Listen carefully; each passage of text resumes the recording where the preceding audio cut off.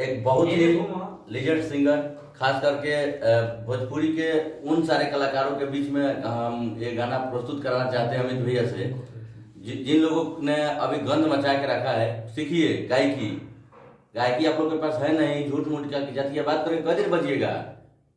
सीखिए भैया का दो शब्द आप सुन लीजिए और इनका सुर का अगर जोड़ा लगा दीजिएगा तो जो बोलिए वो। चाचा 2 शब्द मेरे लिए कहना चाह रहे हैं, पहले कह दिए।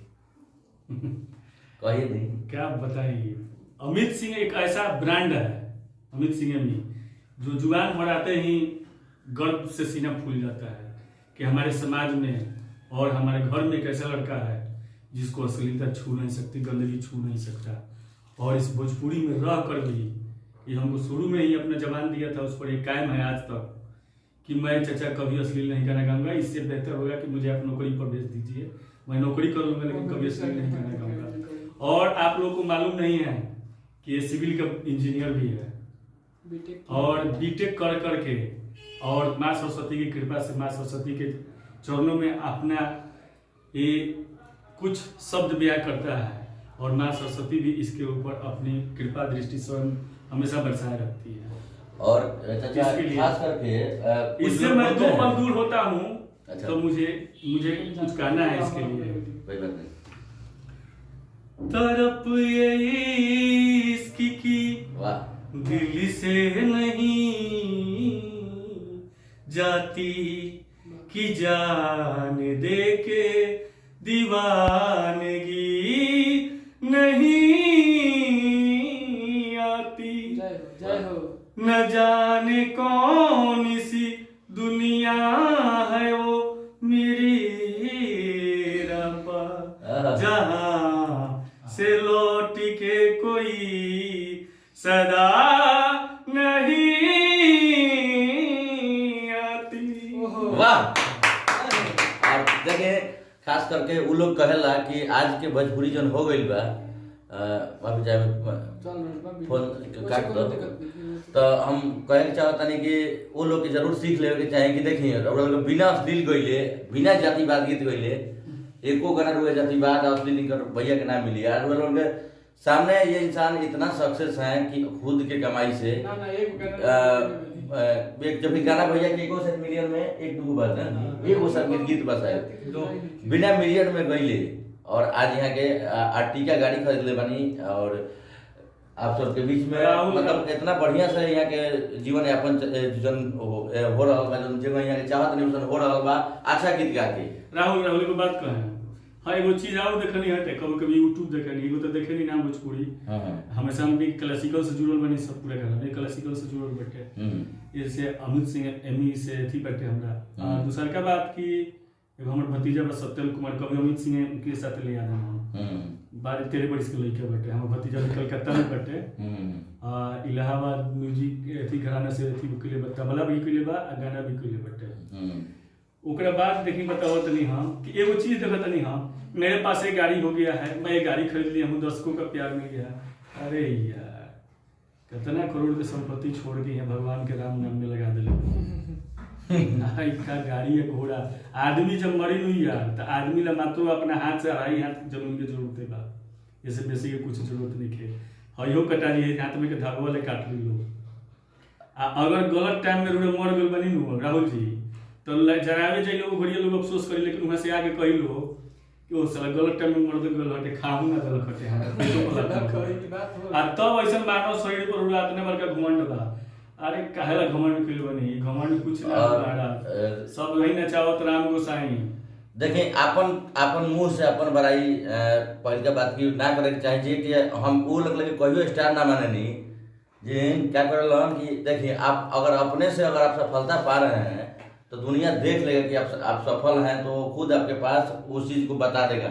आज अमित भैया के 2-3 महीना हो गए मेरे की जी हमने के मालूम, लेकिन आज हमने ये नहीं डाले हैं, लेकिन आज के डेट में देखिए टैलेंट एकरा कहला यहाँ के जाना तरीके से कितना गाड़ी किने जिंदगी में कैसे उन्हें लगे टैलेंट बा। आ उ लोग बा लोग तो जब दूसरा तलक के बहुत जाती है बात कह दिन चलो ही के भाई जन करे के भाई ये 4 दिन में कॉल लिया।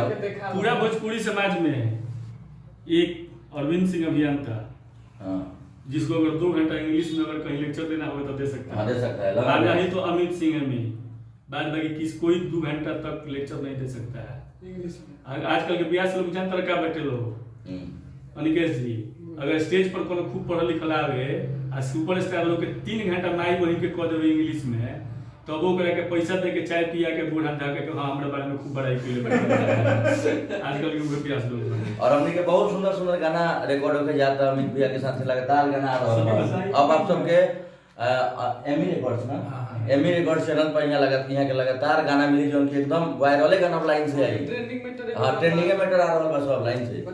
और आप सब थोड़ा बहुत प्यार दी ही, ज्यादा हमें ना चाहिए कि हो हाहाकार मचा के कि पब्लिक के यार में हम कुछ करते नहीं, वो चीज ना चाहिए। हार्ट वाला रुपया पे अपना दिल वाला दी प्यार दी, जे भी बात दिल से वो चीज के सुनी और बढ़ाई होगी आगे। और भैया से सुनो तनी सा गाना है वो भैया से सुनो।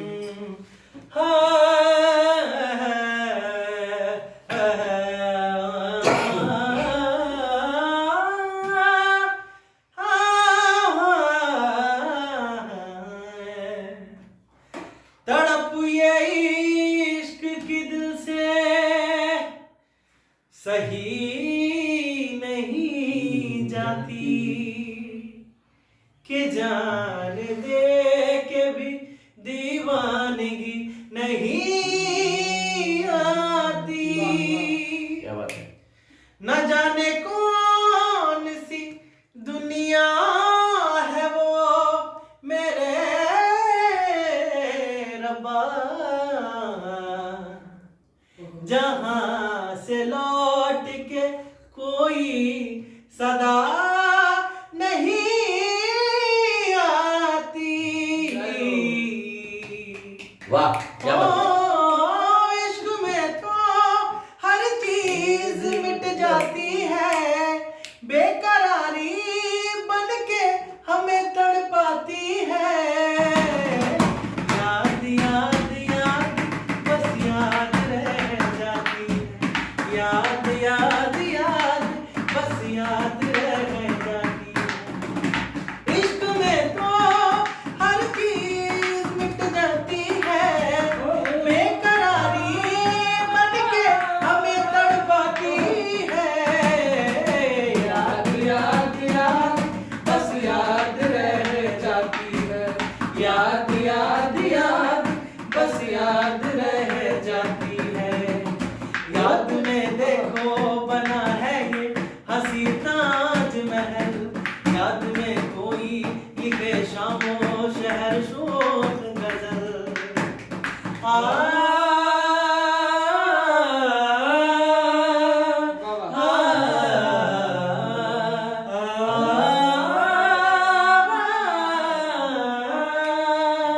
याद में कोई बना है ये हंसी ताजमहल, याद में कोई लिखे शामो शहर शोक गजल।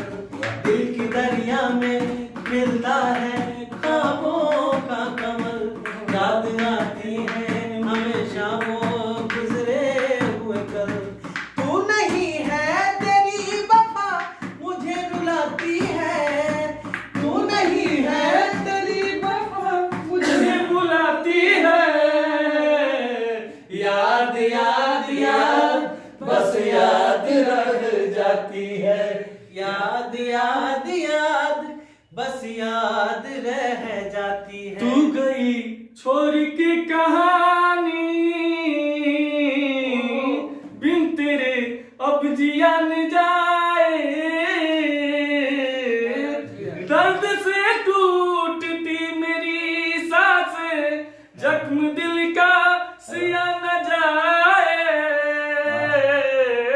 क्या बात है। आजा आजा तेरी वफा मुझे रुलाती है। याद याद याद बस याद रह जाती है, याद याद याद बस याद रह जाती है। और ऐसा ऐसा गायक के और ऐसा कलाकार अमित भैया खानी जे भी बा ओकरा के आप सब भी प्रमोट करी नजदीक में बानी देखो तनी बाई नेचर बाई मिला तनी। अगर अगला आदमी लगे टैलेंट बा तब खुलेआम रहा अगले आदमी के आज के जो सोशल मीडिया के प्लेटफॉर्म में बताई। और आप सबके आशीर्वाद से सब लोग बनल बा और हमारा विश्वास बा कि आगे चल के बहुत बड़ा नाम हुई अमित सिनेमी के, और आप सबके आशीर्वाद बस मिले के चाहिए। थैंक यू भाई। जातिवाद से ऊपर उठ के कुछ काम करे लोगन महाराज, समाज के एगो अच्छा संदेश दी लोगन। आज जात पात में कुछ नहीं के रखल भाई, का करबर आई रही पाई पाई जोड़ के मुझे सुगरवा के पिजरवा के छोड़ के मुंह बांध के घूमे के जन मुंह बांध के घूमता रहा लोग, तो लोग मार्केट बाजार में खुलिया घूमे लायक नहीं लोग मर दे सीखो लोग यार लुका के कहा जिंदगी देले वाला आजाद नहीं जानता नहीं। सबसे दिक्कत क्या बा कि तो जति बात खा देला के बाद यूट्यूब पर तो ब्लास्ट हो जाता नहीं, लेकिन कुछ लोग ऐसनो बजे कर एकर विरोध कम संख्या में बल्कि विरोध करता। अब वो लोग के चलते वो लोग के इतना डर बा कि हम तो खुद कलाकार लोग के बहुत लोग के देखले बनी, और नाम खाली ना रखे कि वो लोग आवेला लोग तो खाली ओकर आँखियों में लोग तो में चश्मा लगा के रतियो में चश्मा लगा के तो पूरा मुंह बानो रहे। अरे बॉम्बे स्टेशन पर उतर जाओ तो लोग तो पॉकेट मार समझ के पहले पुलिस धर ले। तो कम से कम समाज में बराबर एकदम इज्जत से खोल के घूमी, चैन के कमे कमाई लेकिन चैन के कमाई मेहनत से बढ़ी, अपना टैलेंट से आगे बढ़ी, जातिवाद को के ना अश्लील का के ना। चलिए यही के साथ हमने विदा लेता नहीं सर, और आप सबके सोशल मीडिया प्लेटफॉर्म पर जाओना भी जाई, यूट्यूब से जाओ, फेसबुक से जाओ। हमने बहुत ज्यादा ये कमाई खातिर नहीं सब बनावत, लेकिन हमने के जो दिल में रहल तो बात रखनी है सर। हमने के व्यूज के पैसा ना चाहिए, व्यूज के पैसा कमाए का आते नहीं। सज धज कर जिस दिन मौत की शहजादी आएगी, ना सोना काम आएगा ना चांदी आएगी। वाह। सज धज कर जिस दिन मौत की शहजादी आएगी, न सोना काम आएगा न चांदी आएगी, न सोना काम आएगा न चांदी आएगी। और एगो खास चीज भोजपुरिया लोग कहते कि सोहर झूमर गावा कि गीत जन फुहर गावा। तक जब भोजपुरी के परंपरा गीत बा ओकरा के फिर से नया ट्यूनिंग करके ले आई मार्केट में, और आज के में भैया गीत बाजता है सन। आज देखिए शिल्पी राज अपना पुरान चीज के उठा के आज लड़की एक तरफा बजी है मार्केट में। खुलिया प्लेटफॉर्म पर हम कहते हैं सारी खेसारी लाल की न हो जाना क्यों ही नहीं बजा है पुराना गाना भी। सबसे देखो ट्रेंडिंग क्या बोला जाता है, नया लड़का ये जो गाना क्या है सजा दो घर महफिल गुलशन सा, ये कौन सा गाना है? बहुत पुराना लय है, हम लोग गाते थे इसको, बहुत पुराना। अष्टजाम में जब हम लोग साधु के साथ जाते थे तो उस समय हम लोग गाते थे इसको। तो बस आप सबके आशीर्वाद, थैंक यू। एक बहुत ही लेजेंड सिंगर, खास करके भोजपुरी के उन सारे कलाकारों के बीच में हम ये गाना प्रस्तुत करना चाहते हैं अमित भैया से, जिन लोगों ने अभी गंद मचा के रखा है। सीखिए गायकी आप लोग के पास है नहीं, झूठ मूठ का जातिया बात करके कई दिन बचिएगा। सीखिए भैया का दो शब्द आप लोग सुन लीजिए, और इनका सुर का अगर जोड़ा लगा दीजिएगा तो जो बोलिए वो। और चाचा 2 शब्द मेरे लिए कहना चाह रहे हैं, पहले कह दीजिए। कहिए नहीं क्या बताइए। अमित सिंह एक ऐसा ब्रांड है, अमित सिंह में जो जुबान बढ़ाते ही गर्व से सीना फूल जाता है कि हमारे समाज में और हमारे घर में एक ऐसा लड़का है जिसको अश्लीलता छू नहीं सकती, गंदगी छू नहीं सकता। और इस भोजपुरी में रह कर भी ये हमको शुरू में ही अपना जबान दिया था, उस पर एक कायम है आज तक कि मैं चाचा कभी अश्लील नहीं गाना गाऊंगा। इससे बेहतर होगा कि मुझे आप नौकरी पर भेज दीजिए, मैं नौकरी कर लूंगा लेकिन कभी अश्लील नहीं गाना गाऊंगा। और आप लोगों को मालूम नहीं है कि ये सिविल का इंजीनियर भी है, और बीटेक कर करके और माँ सरस्वती की कृपा से, माँ सरस्वती के चरणों में अपना ये कुछ शब्द बयां करता है, और माँ सरस्वती भी इसके ऊपर अपनी कृपा दृष्टि स्वयं हमेशा बरसाए रखती है। और खास करके इससे मैं दो पल दूर होता हूँ। अच्छा। तो मुझे कुछ कहना है इसके लिए। कोई बात नहीं। तरफ ये इसकी की दिल से नहीं जाती कि जान दे के दीवानगी नहीं आती। न जाने कौन सी दुनिया है वो मेरी रब्बा, जहां से लौट के कोई सदा नहीं आती। वाह। और देखिए खास करके उ लोग कहेला कि आज के भोजपुरी जन हो गइल बा अभी जाए फोन काट दो। तो हम कहे के चाहतानी कि वो लोग के जरूर सीख लेवे के चाहे कि देखिए लोग बिना अश्लील गइले बिना जातिवाद गीत गइले एको गाना रुए जातिवाद अश्लील भैया के नाम मिली यार। वो लोग के सामने ये इंसान इतना सक्सेस है कि खुद के कमाई से एक जब भी गाना भैया के एको सेट मिलियन में एक दो बात है एगो सब गीत बस है बिना मिलियन में गइले और आज यहाँ के आर्टिका गाड़ी खरीद ले बनी और आप सबके बीच में मतलब इतना बढ़िया से यहाँ के जीवन यापन जन हो रहा बा जन यहाँ के चाहत नहीं हो रहा बा अच्छा गीत गा के। राहुल को बात कहें हाँ एगो चीज और देखनी हटे कभी कभी यूट्यूब देखनी एगो तो देखे नहीं नाम भोजपुरी हमेशा हम भी क्लासिकल से जुड़ल बनी सब पूरा गाना क्लासिकल से जुड़ल बैठे जैसे अमित सिंह एमी से थी बैठे हमरा। दूसर का बात की एगो हमर भतीजा बा सत्यम कुमार कभी अमित सिंह के साथ ले आना हम 12-13 बरस के लड़के बैठे हमर भतीजा कलकत्ता में बैठे इलाहाबाद म्यूजिक एथी घराना से एथी के लिए तबला भी के लिए बा गाना भी के लिए बैठे। ओकरा बाद देखी बताओ तनी हम कि एगो चीज देखो तनी हम मेरे पास एक गाड़ी हो गया है मैं एक गाड़ी खरीद लिया हूँ दर्शकों का प्यार मिल गया। अरे यार कितना करोड़ की संपत्ति छोड़ दी है भगवान के राम नाम में लगा दे का गाड़ी है घोड़ा आदमी जब मरी हुई यार तो आदमी ला मात्र अपना हाथ से अढ़ाई हाथ जमीन के जरूरत बा जैसे बेसी के कुछ जरूरत नहीं है हयो कटा लिए हाथ में के धागवा ले काट ली लो अगर गलत टाइम में रुड़े मर गल बनी नु राहुल जी तो जरावे जाइए लोग घड़िया लोग अफसोस करी लेकिन वहां से आगे कही लो कि वो साला गलत टाइम में मर गल हटे खाहू ना गल हटे आ तब ऐसा मानव शरीर पर रुड़ा इतने बड़का घमंड बा। अरे काहेला घमंड कइलो नहीं घमंड कुछ ना महाराज सब वही नचावत राम गोसाई। देखिए अपन मुंह से अपन बड़ाई पहले का बात की ना करे के चाहिए कि हम वो लोग लगे कहियो स्टार ना माने नहीं जिन क्या करलन कि देखिए आप अगर अपने से अगर आप सफलता पा रहे हैं तो दुनिया देख लेगा कि आप सफल हैं तो खुद आपके पास उस चीज को बता देगा।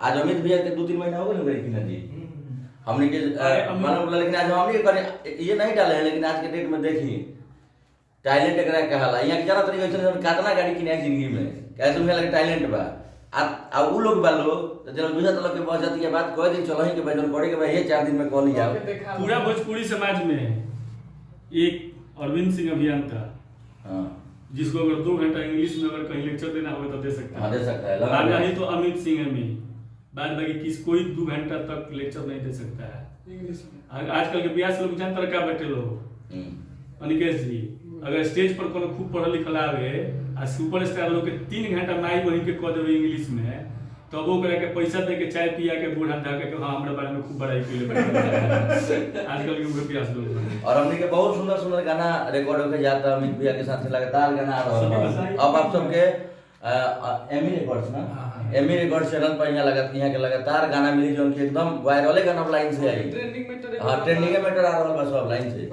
और आप सब थोड़ा बहुत प्यार दी ही ज्यादा हमने ना चाहिए कि हो हाहाकार मचा के पब्लिक के यार में हम कुछ करत नहीं वो चीज ना चाहिए हार्ट वाला रुपया अपना दिल वाला दी प्यार दी जे भी बात दिल से वो चीज के सुनी और बधाई होगी आगे। और भैया से सुनो तनी सा गाना है वो भैया से सुनो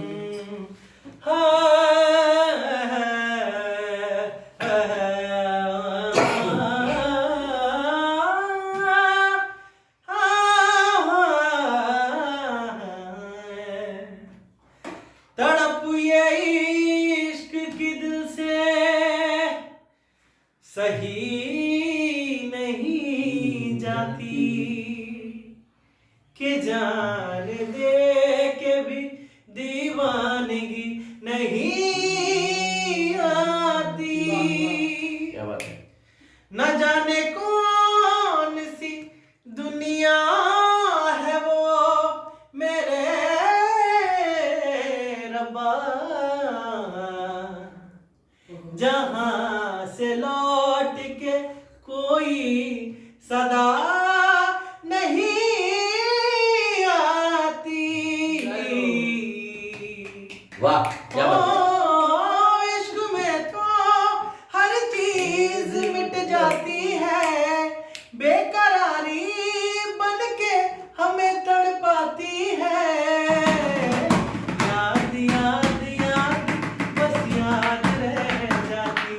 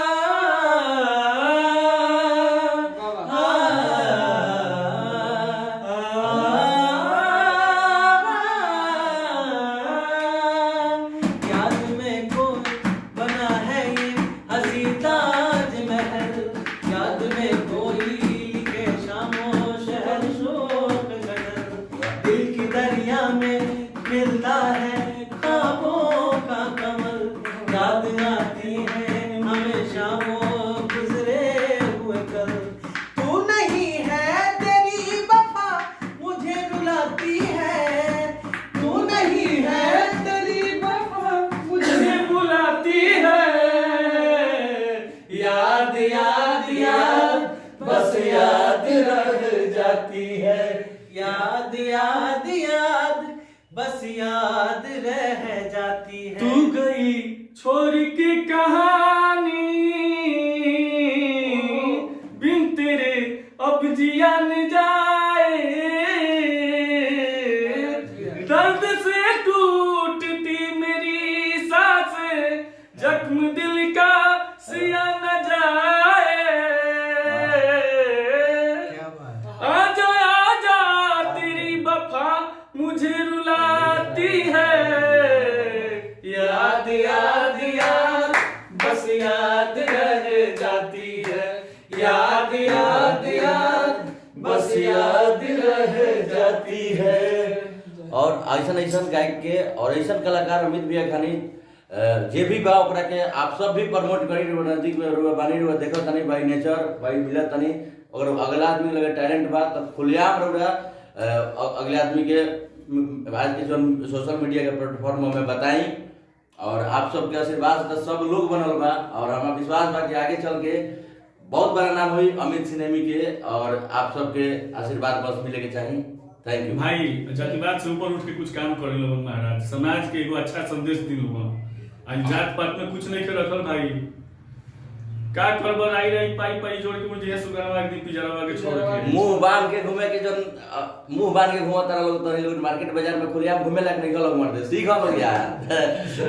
लुका के कहा भगवान कहा के जिंदगी देले वाला निकले के हंस करके कोरोना में से मास्क लगा आजाद नहीं जानता नहीं सबसे ज्यादा दिक्कत क्या बा कि तो जति बात खाते लगे बता यूट्यूब पर तो ब्लास्ट हो जाता नहीं। लेकिन कुछ लोग ऐसनो बजे कर विरोध कम संख्या में बा लेकिन विरोध करता। अब वो लोग के चलते वो लोग के इतना डर बा कि हम तो खुद कलाकार लोग के बहुत लोग के देखले बनी और नाम खाली ना रखे कि वो लोग आवेला लोग तो खाली होकर आँखियों में लोग तो मैं चश्मा लगा रतियों में चश्मा लगा के तो पूरा मुंह बानो रहे। अरे बॉम्बे स्टेशन पर उतर जाओ तो लोग तो पॉकेट मार समझ के पहले पुलिस धर ले। तो कम से कम समाज में बराबर एकदम इज्जत से खोल के घूमी चैन के कमे कमाई लेकिन चैन के कमाई मेहनत से बढ़ी अपना टैलेंट से आगे बढ़ी जातिवाद को के ना अश्लील का के ना। चलिए यही के साथ हमने विदा लेता नहीं सर। और आप सबके सोशल मीडिया प्लेटफॉर्म पर जाओना भी जाए यूट्यूब से जाओ फेसबुक से जाओ। हमने बहुत ज्यादा ये कमाई खातिर नहीं सब बनावत लेकिन हमने के जो दिल में रहल तो बात रखनी है सर। हमने के व्यूज के पैसा ना चाहिए व्यूज के पैसा कमाए का आते नहीं। सज धज कर जिस दिन मौत की शहजादी आएगी ना सोना काम आएगा ना चांदी आएगी। वाह। सज धज कर जिस दिन मौत की शहजादी आएगी न सोना काम आएगा न चांदी आएगी। न सोना काम आएगा न चांदी आएगी। और एगो खास चीज भोजपुरिया लोग कहती कि सोहर झूमर गावा कि गीत जन फुहर गावा। तक जब भोजपुरी के परंपरा गीत बा ओकरा के फिर से नया ट्यूनिंग करके ले आई मार्केट में। और आज के डेट में अमित भैया गीत बाजाता है सन। आज देखिए शिल्पी राज अपना पुरान चीज के उठा के आज लड़की एक तरफा बजी है मार्केट में। खुलेआम प्लेटफॉर्म पर हम कहते हैं सारी के साड़ी लाल की न हो जाना क्यों ही नहीं बजा है उसके आगे अभी पुराना गाना अभी सबसे देखो ट्रेंडिंग क्या बोला जाता है। नया लड़का ये जो गाना क्या है सजा दो घर महफिल गुलशन सा ये कौन सा गाना है। बहुत पुराना लय है। हम लोग गाते थे इसको बहुत पुराना अष्टजाम में जब हम लोग साधु के साथ जाते थे तो उस समय हम लोग गाते थे इसको। तो बस आप सबके आशीर्वाद थैंक यू।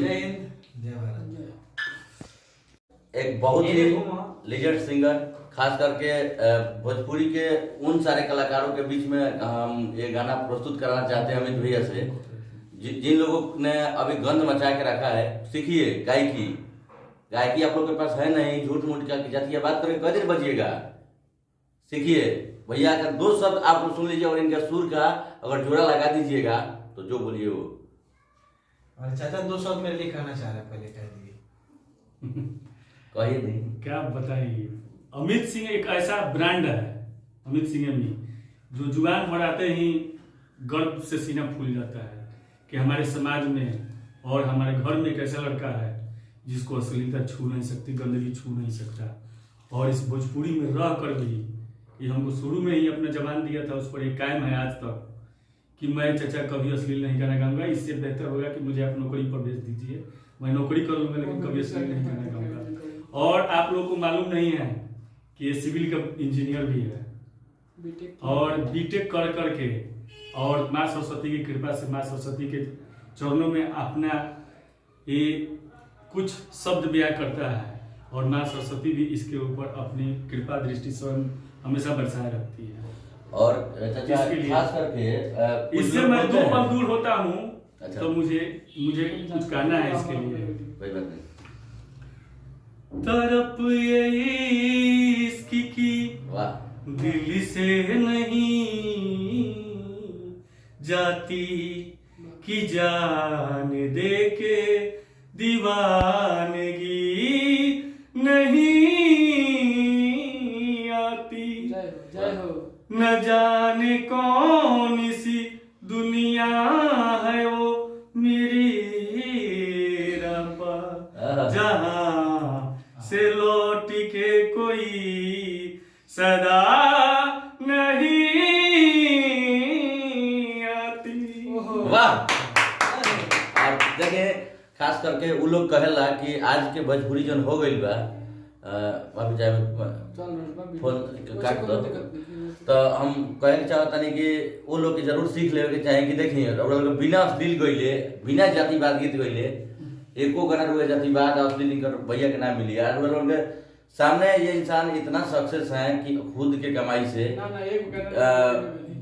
एक जब भी गाना भैया के एको सेट मिलियन में एक दो बार ना एगो सब गीत बस है बिना मिलियन में गइले और आज यहाँ के आर्टिका गाड़ी खरीद ले बनी और आप सबके बीच में मतलब इतना बढ़िया से यहाँ के जीवन यापन जन हो रहा बा जन जगह यहाँ के चाहत नहीं हो रहा बा अच्छा गीत गा के राहुल को बात कहे हाँ एगो चीज और देखनी है कभी कभी यूट्यूब देखनी एगो तो देखे नहीं नाम भोजपुरी हमेशा हम भी क्लासिकल से जुड़ल बनी सब पूरा गाना क्लासिकल से जुड़ल बैठे जैसे अमित सिंह एमी से थी बैठे हमरा दूसर का बात की एगो हमर भतीजा बा सत्यम कुमार कभी अमित सिंह के साथ ले आना हम 12-13 बरस के लड़के बैठे हमर भतीजा कलकत्ता में बैठे इलाहाबाद म्यूजिक अथी घराना से अथी के लिए तबला भी के लिए बा गाना भी के लिए बैठे ओकरा बाद देखी बताओ तनी हम कि एगो चीज देखो तनी हम मेरे पास एक गाड़ी हो गया है मैं एक गाड़ी खरीद लिया हूँ दर्शकों का प्यार मिल गया अरे यार कितना करोड़ की संपत्ति छोड़ के यहाँ भगवान के राम नाम में लगा दिले का गाड़ी है घोड़ा आदमी जब मरी हुई यार तो आदमी ला मात्र अपना हाथ से अढ़ाई हाथ जमीन के जरूरत है बात इससे बेसी के कुछ जरूरत नहीं है हयो कटा लिए हाथ में के धागो वाले काट ली लोग अगर गलत टाइम में रुए मर गल बनी नु राहुल जी तो जरावे जाई लोग घड़िया लोग अफसोस करी लेकिन वहां से आके कही लो कि वो साला गलत टाइम में मर गल हटे खाहू ना गल हटे हमरा आ तब ऐसा मानव शरीर पर उड़ा इतने बड़का घमंड बा अरे काहेला घमंड कइल बनी घमंड कुछ ना बड़ा सब वही नचावत राम गोसाई देखिए अपन मुंह से अपन बड़ाई पहले का बात की ना करे चाहिए कि हम वो लगे कहियो स्टार ना माने नहीं जिन क्या करलन कि देखिए आप अगर अपने से अगर आप सफलता पा रहे हैं तो दुनिया देख लेगा कि आप सफल हैं तो खुद आपके पास उस चीज को बता देगा। आज अमित भैया के 2-3 महीना हो गए मेरे की नदी हमने के मालूम लेकिन आज हमने ये नहीं डाले हैं लेकिन आज के डेट में देखिए टैलेंट एकरा कहला यहाँ के जाना तरीका ऐसे कितना गाड़ी किने जिंदगी में कैसे मुझे लगे टैलेंट बा आ उ लोग बा लोग तो जब दूसरा तलक के बहुत जाती है बात कह दिन चलो ही के भजन करे के भाई ये 4 दिन में कॉल लिया पूरा भोजपुरी समाज में एक अरविंद सिंह अभियंता हां जिसको अगर 2 घंटा इंग्लिश में अगर कहीं लेक्चर देना होगा तो दे सकता है। हां दे सकता है और नहीं तो अमित सिंह में बाद बाकी किस कोई 2 घंटा तक लेक्चर नहीं दे सकता है इंग्लिश में। आजकल के 82 लोग जानते का बैठे लोग अनिकेश जी अगर स्टेज पर कोनो खूब पढ़ल लिखल आवे आ सुपरस्टार लोग के 3 घंटा माई बनी के कह देवे इंग्लिश में तब वो करे के पैसा दे के चाय पिया के बूढ़ा ढा के हां हमरा बारे में खूब बड़ाई कइले बैठे आजकल के उनके प्यास लोग और हमने के बहुत सुंदर सुंदर गाना रिकॉर्ड होके जाता अमित भैया के साथ लगातार गाना आ रहा है। अब आप सबके एमी रिकॉर्ड्स ना एमी रिकॉर्ड चैनल पर यहाँ के लगातार गाना मिली जो उनकी एकदम वायरल गाना लाइन से आई ट्रेंडिंग में आ रहा बस अब लाइन से और आप सब थोड़ा बहुत प्यार दी ही ज्यादा हमने ना चाहिए कि हो हाहाकार मचा के कि पब्लिक के यार में हम कुछ वो करत नहीं वो चीज ना चाहिए हार्ट वाला रुपया पे अपना दिल वाला भी दी प्यार दी जे भी बात दिल से वो चीज के सुनी और बधाई होगी आगे और भैया से सुनो तनी से गाना है वो भैया से सुनो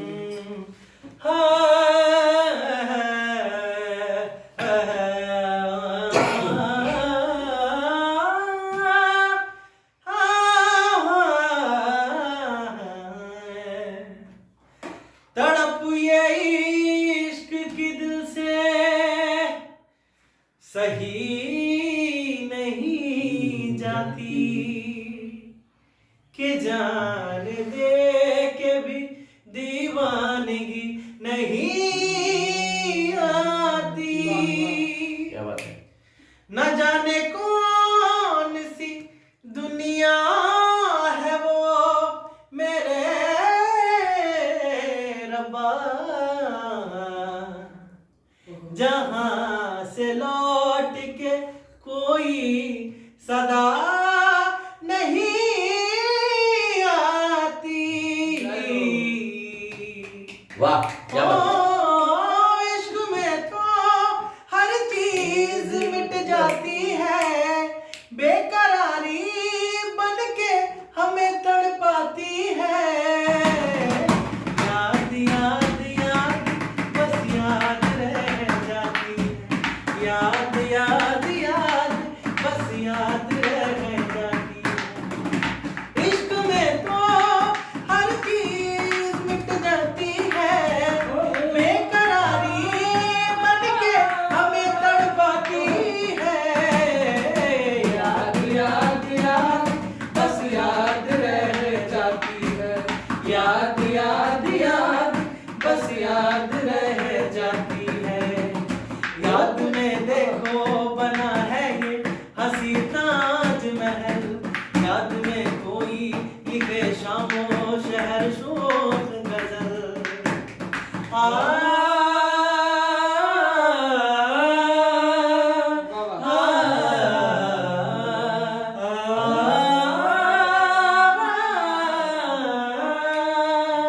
याद में कोई बना है ये हंसी ताजमहल, याद में कोई लिखे शामो शहर शोक गजल।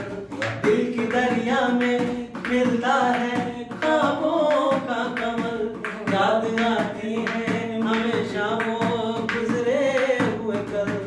तू नहीं है तेरी वफा मुझे रुलाती है, तू नहीं है तेरी वफा मुझे बुलाती है। याद याद याद बस याद रह जाती है, याद याद याद बस याद रह जाती है। तू गई छोड़ के कहानी, बिन तेरे अब जिया न जाए।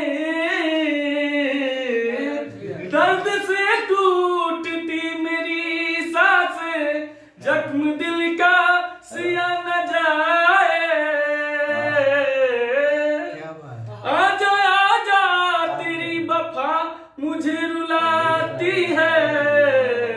याद याद याद बस याद रह जाती है, याद याद याद बस याद रह जाती है।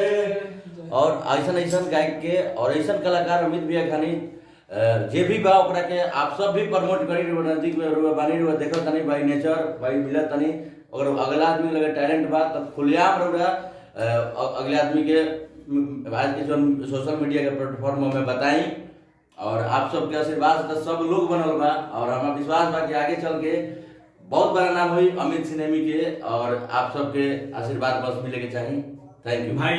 जातिवाद से ऊपर उठ के कुछ काम करे लोगन महाराज, समाज के एगो अच्छा संदेश दी लोगन।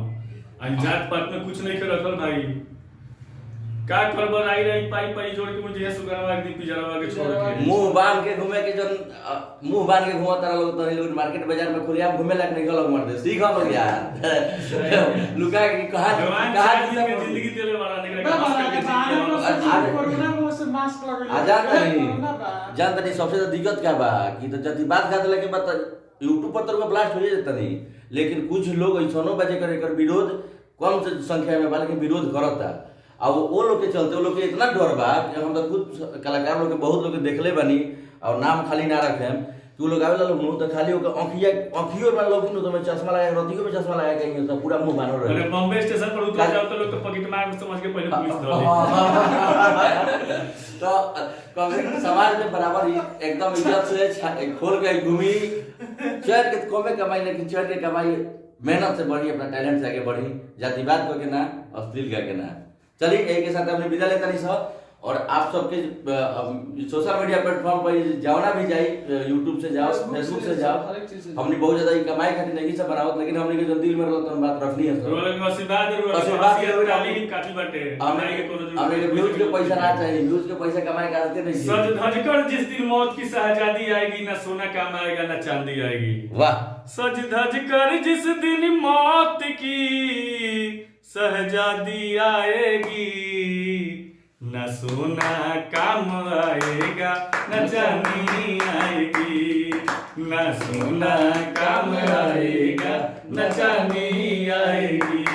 और एगो खास चीज भोजपुरिया लोग कहते कि सोहर झूमर गावा कि गीत जन फुहर गावा। तक जब भोजपुरी के परंपरा गीत बा ओकरा के फिर से नया ट्यूनिंग करके ले आई मार्केट में, और आज के डेट में भैया गीत बाजाता है सन। आज देखिए शिल्पी राज अपना पुरान चीज के उठा के आज लड़की एक तरफा बजी है मार्केट में।